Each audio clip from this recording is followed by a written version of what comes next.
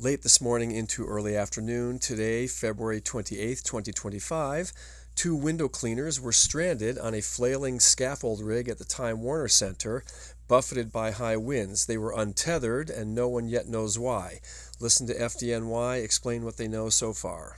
We were able to fly forward inside the bucket.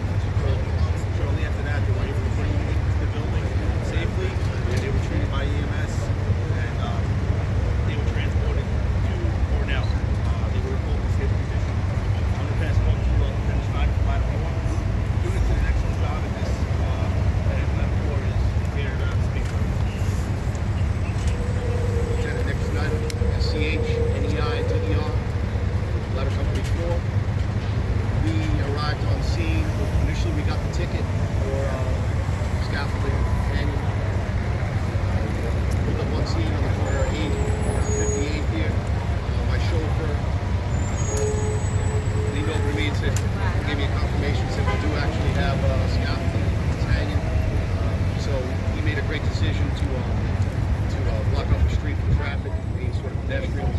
About that time, 23 engine had come from the west. They did the same thing. The officer from 23 engine was making transmissions, confirming what we had.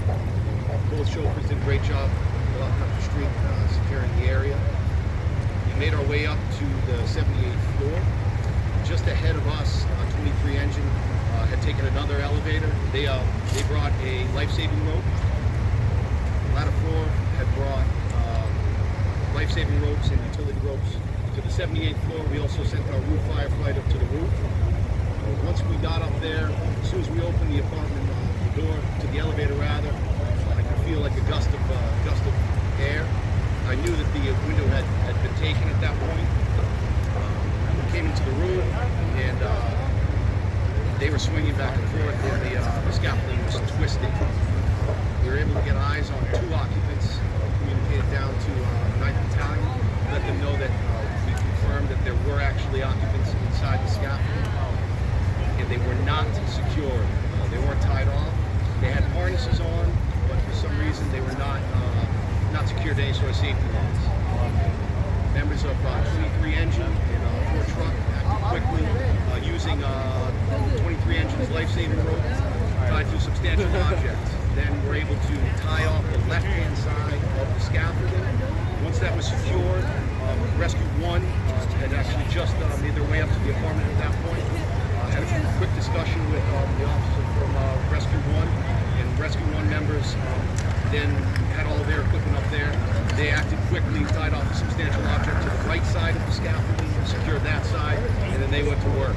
They immediately had their members secured, tied life safety lines onto the two occupants of the scaffolding.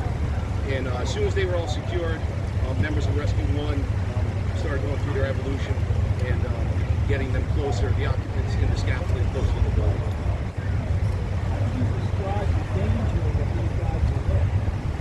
It was the occupants of the, well, actually both. I'll say that it was extremely dangerous obviously for the occupants of the scaffolding, but initially when we got on scene, it was extremely dangerous for members of the FDNY. The sill to the window on these buildings, it was incredibly low, and they have a full picture window. Then all that glass had been taken. There was broken glass everywhere. There was a high wind factor blowing into the building.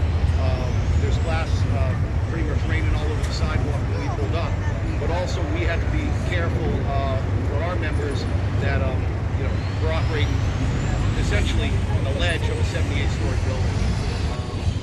So it was very difficult for us, but I couldn't believe what I was seeing. The fact that they weren't tied off. So they kept trying to stand up in the scaffolding, and members of all the companies that were here, we told them, we kept telling them to sit down, and fortunately, both sides of the scaffolding remained level because they weren't secured to anything. All right, next question. So can you explain, Lieutenant, we see in video the scaffolding is twisting and turning. Is that because there was no safety line? Can you explain why it was moving like that? I can't speak to that.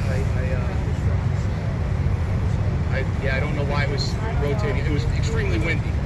I don't have the physics behind it, why it was actually spinning. It was very windy up there. As you know, or you may not know, whatever the wind's like on the street level, once you get up to the 78th floor, it's just hold it for all day.